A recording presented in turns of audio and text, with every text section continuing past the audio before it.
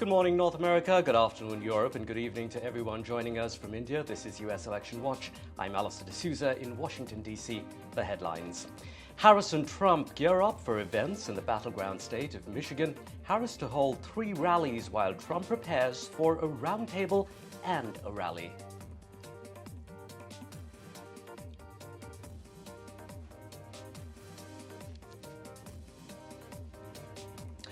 North Carolina election officials hailed Thursday's terrific voting turnout despite storm damage. Georgia saw record numbers when it began early in-person voting Tuesday.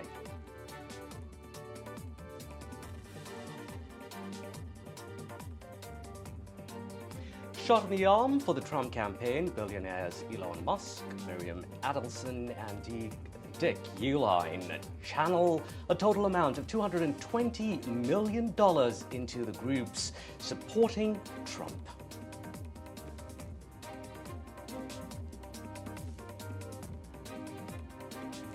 Marking a first, Harris to join the Obamas for voter events in the battleground states of Georgia and Michigan next week.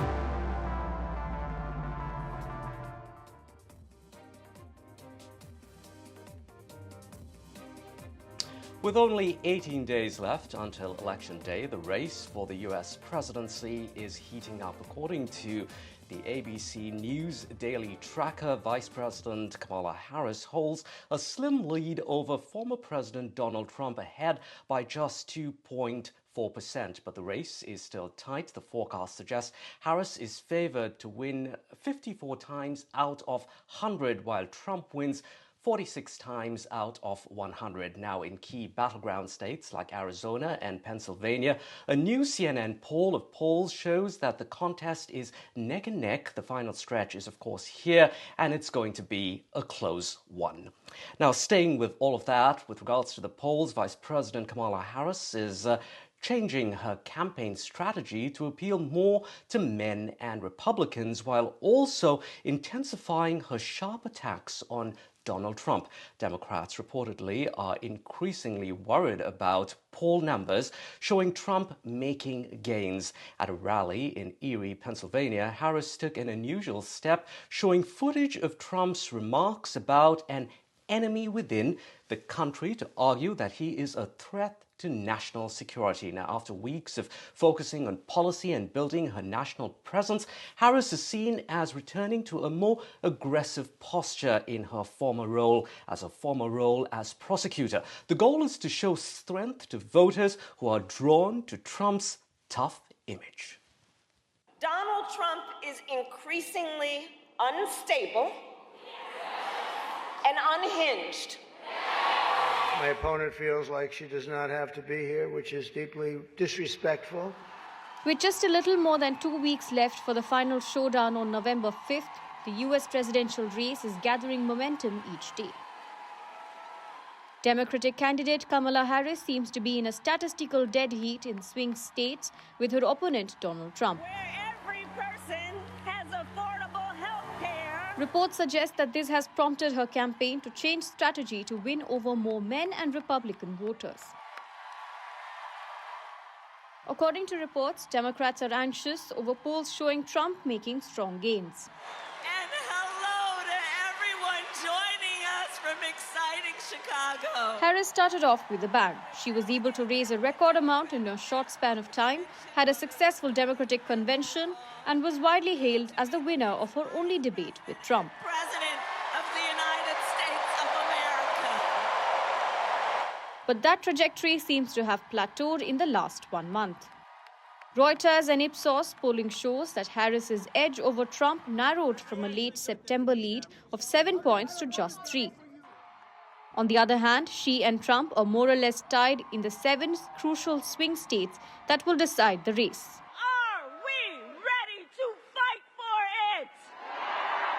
Harris' campaign is also focusing on gathering support in the blue wall states of Pennsylvania, Michigan, and Wisconsin, which were crucial to Joe Biden's victory last time. According to reports, the sentiment is similar on the Trump side, with top donors saying that former US president just needs to win one of the blue wall states to come back to the White House. Vishal Vivek reports for NDTV World. Now let's get you more on the race to the White House. We are joined by journalist Ray Locker, also Nish Acharya. He is former advisor to the Biden administration, and Puneet Ahluwalia. He's a Republican strategist. Puneet, let me come to you first. Now, Kamala Harris is seeing her lead narrow with Trump in swing states. We just heard that in this story. Is that really good or bad? Because an immediate reaction, of course, is it's great for Trump. But on the flip side, I'm wondering if this would mean that more Harris voters who may be a bit complacent will get out there now and vote. Ordinarily, they may not have, but now they're going to cast those ballots. Well, she's in trouble, as we know. She peaked at the moment she came out, and after that's been downhill. And she's had being propped up by the left supportive media, but that has got her only so far because she's such a flawed candidate. Because, again, it's a continuation of Biden's failed presidency, which she's trying to inherit, and she's trying to distance herself from that. And on the other side, the issues on inflation, the cost of business, the concerns on immigration, the safety and security of American people, and more importantly, how much the cost of eggs and a gallon of milk cost are really hurting the people. And the economy is a big concern. And I think they all remember the good times under President Trump, how he navigated out of COVID, how successful the stock market was, and at the same time, there was peace in the world. Okay. So these are things people are concerned about. And Harris has a big issue. She's not being able to break through on her policies or her stance, and most importantly, on the way she's viewed on the international stage. So there is a problem, and there's always a blame game going on in the 7 place states between her staff, because they want to find someone who they're going to basically hold responsible when she loses. So there's a big concern, and people know that she's a leftist because she's left of Bernie Sanders. So there is concern, and now people are starting to see, and that's the reason why Trump is starting to go ahead. Got it. Ray, how would you view these latest poll numbers? I know we're still some days away, but perhaps a silver lining here for the Harris campaign, getting those voters out on the final day on November 5th? Well, I would just, first of all, challenge the way that the premise of this whole discussion. I mean, it makes it seem like she's cratering and they're flailing around trying to find a new strategy. Yes, she was up by 7 in some polls, and now she's up by 3. I would say that she was never really up by 7 points at all. I'd say 3 to 4 is a decent margin, what you're seeing now. Another thing is, when you talk about a poll of polls, it's kind of like eating that hamburger you buy at the store that's in a tube. It's the bunch of garbage put into one package. And so what you've seen, and you saw it 2 years ago, a lot of Republican-leaning polls flooding the market that skew this average. And you should never be combining results of various polls into one poll, because you don't know the methodology of all these polls. So my advice, find a poll that you count, that you trust, and keep following it and see what the changes are there. And finally, if you're a candidate, whether it's Harris or Trump, and you're not running scared, you're an idiot, because you get complacent now, you're going to lose. And I don't see complacency. Finally, you see that she's going after men and Republicans. That's an indication that she's doing well with Democrats and women. She's going after the core strengths of her opponent. And so I think you're seeing more of that now. Nish, how would you digest all these polls? Like Ray was saying, we're getting one every second day. CNN talking about its poll of polls. As a Democrat, how would you view these latest numbers in this final stretch of the race? So thank you so much for that. I would make 3 points. First, to our colleague from Virginia, if Harris and Biden were so bad, then why isn't Trump up by so much more? And why is he losing in so many states? So either Biden and Harris are not so bad, or Trump is significantly disliked. And that's why the race is so close. So I think we have to be honest about what's going on here in terms of the candidates themselves. There is a lot of people who really like Harris. There's concerns about the state of the world, about the overall global economy, wars in different places. And people are right to consider those things when they make their choices. Ultimately, I think they will trust Harris to make better choices on all of these things than Trump. And that's why I think she'll win. I think the two other points to remember is one is the uniqueness of the U.S. system. Right. And particularly since most of your viewers are in India, the U.S. system is state by state. It's by electors, which represent the elected Congress and the Senate.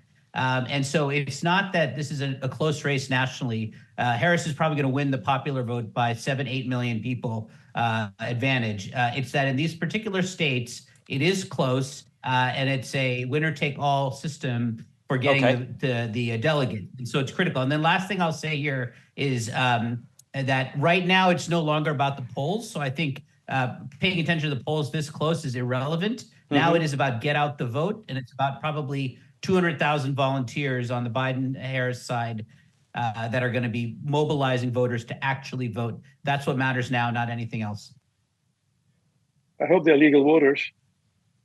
Ray, Nish, and Puneet, thank you very much indeed for your time. Sorry, unfortunately running out of time there. We'll try and get you back at some point in time within these next 2 weeks, and we can further talk about this, but need to leave it there at this point in time. Let's take a look now at other news. Ashwin Ramaswamy is an Indian-American Democrat running for state Senate in Georgia. In a video message on X, Ramaswamy claims his political opponent, Senator Sean Still, he's accusing Sean Still of racism and also posing a threat to his life and his family's life. We are going to go to Sean Still, who's the Republican incumbent, the state senator of Georgia.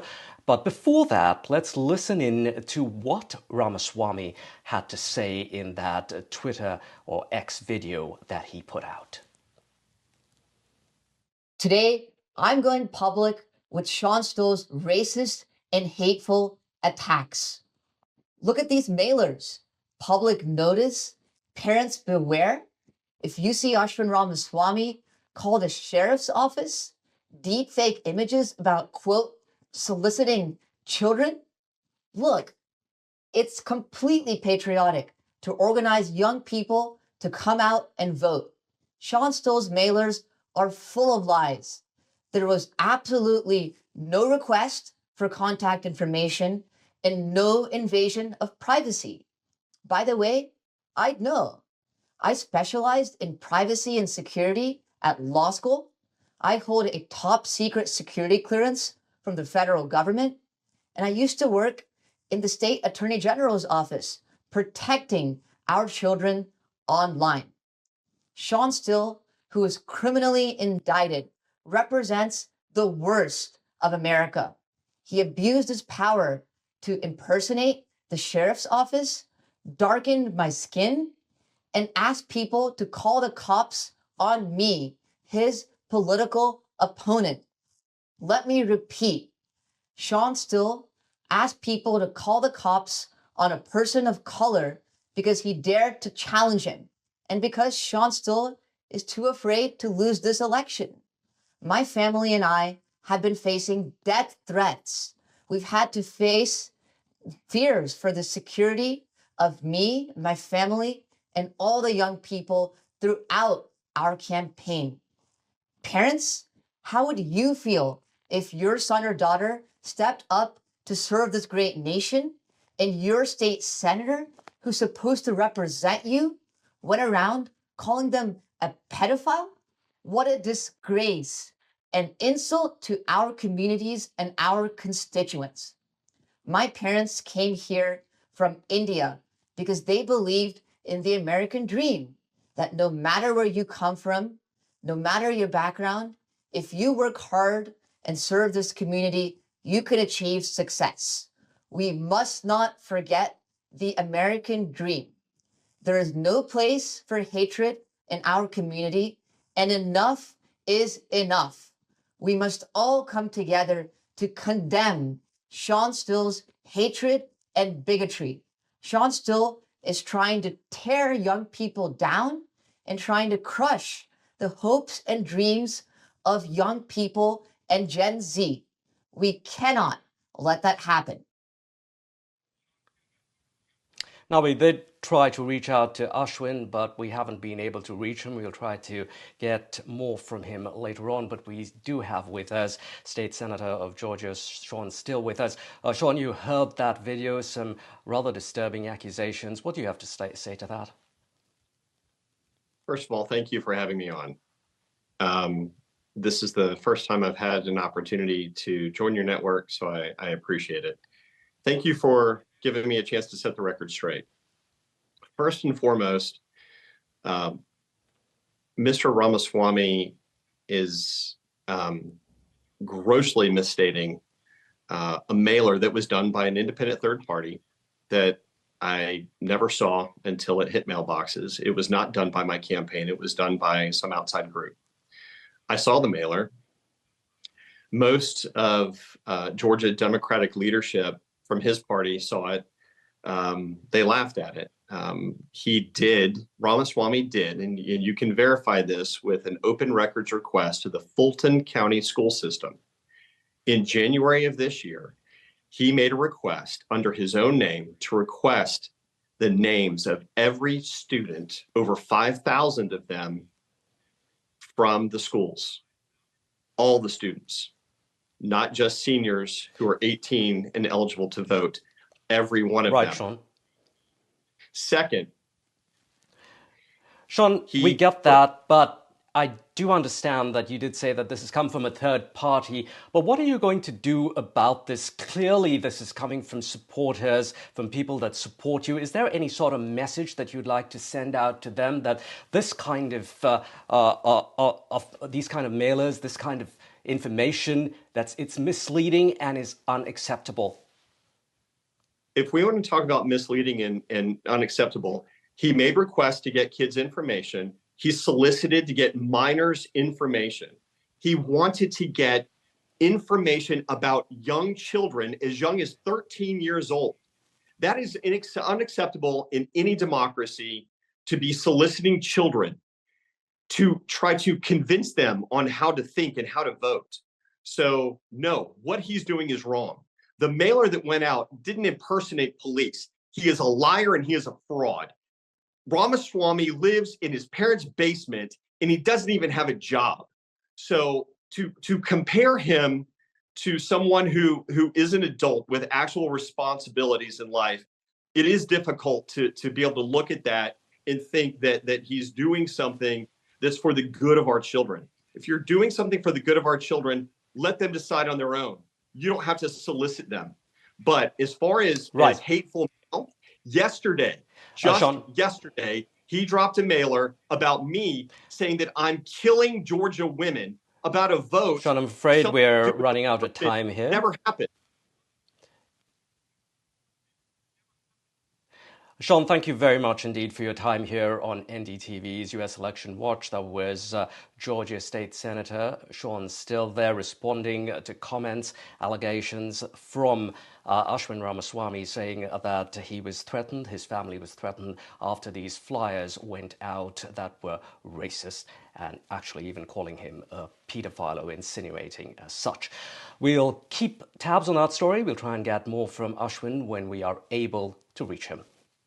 In other news now, it's been 3 months since the assassination bid against former President Donald Trump in Pennsylvania. Now an independent panel reviewing the Secret Service's failures has called on the agency to replace its leadership with people from the private sector. The recommendations, a part of a report commissioned by Homeland Security, outline security lapses that resulted from an absence of what they called critical thinking amongst agents and supervisors. This is the first assessment that bluntly identify failures on the part of senior agents on Trump's personnel and personnel details there. Now, in other news, how will the events in the last 24 hours change the course of the war in the Middle East. US President Joe Biden says the killing of Yahya Sinwar in Gaza raises the prospect of a ceasefire in the war that has gone on for over a year. Sinwar was the mastermind in the attack on Israel that shocked the world. It unleashed a battle which has no end in sight, with fears of a larger regional war still a huge concern. Sinwar was top of the hit list for the Israel Defense Forces. He was Hamas's top commander. All of this happening as worries continue about an imminent attack by Israel on Iran. Iran has long backed Hezbollah in Lebanon and has also strengthened groups like Hamas in Gaza. Now, to talk more about this, we're joined by Amy McKinnon. She is National Security and Intelligence Reporter at Foreign Policy magazine.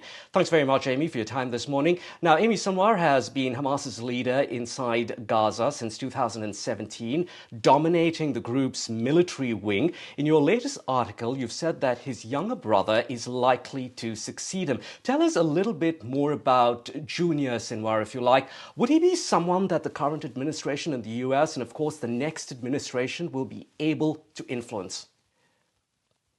Well, there's, of course, a lot of speculation now as to what's going to happen to Hamas and its leadership following Sinwar's death earlier this week.